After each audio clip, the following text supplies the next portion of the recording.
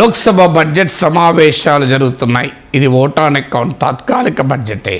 అంటే బహుశా మరో 10 రోజుల్లో లోక్సభ నిరవధికంగా వాయిదా పడి ఇక ఎన్నికలకు వెళ్తారు. చివరి సమావేశాలు ఈ 17వ లోక్సభకు 17వ లోక్సభ చివరి సమావేశాలకు చాలా అప్రతిష్టకరమైన రికార్డులు కూడా ఉన్నాయి. కొత్త పార్లమెంట్లోకి ప్రవేశించిన రికార్డుతో పాటు 146 మంది ప్రతిపక్ష సభ్యులు సస్పెండ్ అయిన చరిత్ర దేశ పార్లమెంటరీ ప్రజాస్వామిక చరిత్రలో ఎప్పుడు కూడా బహుశా ఇంతమంది అపోజిషన్ మెంబర్స్ సస్పెండ్ కాలేదు. దాంతోపాటు మరో ఆందోళనకరమైన చరిత్ర కూడా మిగిలిపోయింది. డిప్యూటీ స్పీకర్ పదవికి ఎవరిని ఎన్నుకోలే. అంటే దేశ పార్లమెంటరీ డెమోక్రసీలో బహుశా కాదు, ఇదే మొదటిసారి ఒక లోక్సభ పదవీ కాలము డిప్యూటీ స్పీకర్గా ఎవరూ లేకుండానే ముగియడం. ఈ విషయాన్ని పీడీటీ ఆచార్య అని farmer secretary general of Lok Sabha ఆయన ఒక మీడియా ఇంటర్వ్యూలో చెప్పాడు. This for the first time Lok Sabha ends without a deputy speaker అని. సాధారణంగా రాజ్యాంగంలో ఉన్న అంశం ఇది. భారత రాజ్యాంగంలోని ఆర్టికల్ 93 అనుకుంటాను క్లియర్గా చెప్తుంది, లోక్సభ కూర్పు ఏర్పడగానే 2 ఎంపీలను స్పీకర్గా డిప్యూటీ స్పీకర్గా ఎన్నుకుంటారు. ఈ 2 పదవుల్లో ఏదైనా ఒకటి ఖాళీ అయితే మళ్ళీ వీలైనంత త్వరగా ఎన్నుకుంటారు. ఎన్ని రోజుల్లో ఎన్నుకోవాలి? దానికేమీ రాజ్యాంగంలో ప్రత్యేక నిబంధన లేదు, కానీ యాజ్ సూన్ యాజ్ పాసిబుల్ అన్నారు. లాంగెస్ట్గా మీకు జిఎంసి బాలయోగి స్పీకర్గా ఉన్న రోజుల్లో 270 రోజులు లేట్గా ఎన్నుకున్నారు పిఎం సయీద్ కాంగ్రెస్ సభ్యుడు. సో అప్పుడు లేట్గా ఎన్నుకున్నారు. ఇప్పుడు మొత్తానికి అసలు డిప్యూటీ స్పీకర్ లేకుండానే సభ పదవీ కాలం ముగుస్తుంది. లోక్సభకు స్పీకర్కి ఏ అధికారాలు ఉంటాయో డిప్యూటీ స్పీకర్కి అధికారాలు ఉంటాయి. ఆ మాటకొస్తే స్పీకర్ చైర్లో కూర్చున్న ప్యానల్ స్పీకర్స్ కూడా అదే అధికారం ఉంటుంది. లోక్సభలో ఏర్పాటు ఎలా ఉంటుంది అంటే సభలో ఏ చట్టసభలోనైనా స్పీకర్ డిప్యూటీ స్పీకర్తో పాటు ప్యానల్ స్పీకర్స్ ఉంటారు.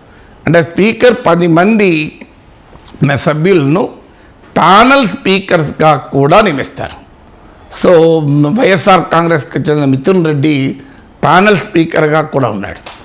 సో అలా వివిధ పార్టీలకు చెందిన అన్ని లోక్సభలో ప్రాతినిధ్యం ఉన్న వివిధ పార్టీలకు చెందిన సభ్యుల్ని ప్యానల్ స్పీకర్స్గా నియమిస్తారు. స్పీకరు డిప్యూటీ స్పీకరు లేని సమయంలో సభను ప్యానల్ స్పీకర్స్ నిర్వహిస్తారు. సో స్పీకర్కు డిప్యూటీ స్పీకర్కు ఏ పవర్ ఉంటుందో ప్యానల్ స్పీకర్ కూడా ఆ చైర్లో కూర్చున్నప్పుడు అదే పవర్ ఉంటుంది. కానీ రాజ్యాంగంలో పేర్కొన్న ఈ డిప్యూటీ స్పీకర్ అన్న పదవిని నింపకుండానే నరేంద్ర మోడీ ప్రభుత్వం లోక్సభ పదవీ కాలాన్ని ముగిస్తోంది. ఎందుకంటే కారణం ఏంటి మరి? ఏమై ఉంటుంది? ఎందుకంటే ఈ డిప్యూటీ స్పీకర్ను ఎవరిని నియమించాలి?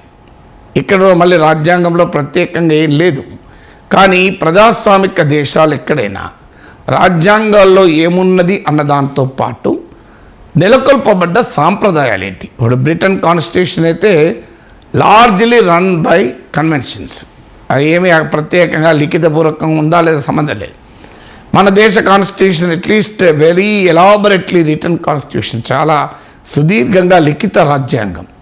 సో పార్లమెంటరీ డెమోక్రసీలో ఏర్పడిన కన్వెన్షన్ ఏంటి అంటే డిప్యూటీ స్పీకర్ అధికార పార్టీకి చెందిన వ్యక్తి ఉంటాడు కనుక టెక్నికల్గా ఒకసారి స్పీకర్ అయ్యాక అధికార పార్టీలు ఉండకపోవచ్చు, కానీ అందరికీ తెలుసు మెజారిటీ అధికార పార్టీకి ఉంటుంది కనుక అధికార పార్టీ సభ్యుడే స్పీకర్ అవుతాడు. సభ ఒక్క అధికార పార్టీ కాదు.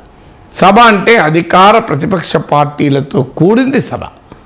అందుకే leader of the house prime minister ఎంత ఇంపార్టెంటో లీడర్ ఆఫ్ ద అపోజిషన్ కూడా అంతే ఇంపార్టెంట్. అందుకే లీడర్ ఆఫ్ ద అపోజిషన్ కూడా క్యాబినెట్ హోదా ఉంటుంది. సో సభ అనేది అధికార ప్రతిపక్షాలతో కూడినదై ఉంటుంది కనుక స్పీకర్ అధికార పార్టీ అయితే డిప్యూటీ స్పీకర్ సాధారణంగా అపోజిషన్ ఉంటారు. అందుకే ప్యానల్ స్పీకర్స్లో కూడా అధికార ప్రతిపక్ష పార్టీలు ఉంటాయి. ఎందుకంటే అధికార పార్టీ ప్రతిపక్ష పార్టీలు అందరూ సహకరిస్తేనే సభ జరుగుతుంది.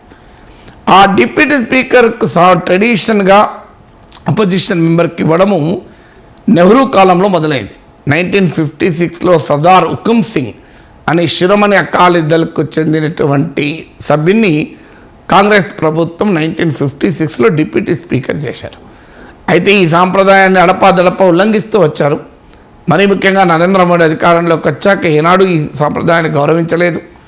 2014లో తర్వాత కూడా ఏఐఏడిఎంకే మెంబర్ను డిప్యూటీ స్పీకర్ చేశాడు. టెక్నికల్గా అపోజిషన్ మెంబర్ అని చెప్పారు, కానీ అందరికీ తెలుసు ఏఐఏడిఎంకే అప్పటికి ఎన్డీఏలో భాగస్వామి. ఎన్డీఏలో భాగస్వామి అయిన పార్టీ సభ్యున్ని డిప్యూటీ స్పీకర్ చేశారు. ఇప్పుడు కూడా ఎన్డీఏలో లేకపోయినా ఎన్డీఏతో ఫ్రెండ్లీగా ఉండే పార్టీ వాళ్ళని చేస్తారని వచ్చింది. ఆ క్రమంలోనే వైఎస్ఆర్ కాంగ్రెస్ పార్టీ మెంబర్ని కూడా డిప్యూటీ స్పీకర్ చేస్తారు అని కూడా చర్చ జరిగింది. కానీ వైఎస్ఆర్ కాంగ్రెస్ దానికి అంగీకరించలేదు.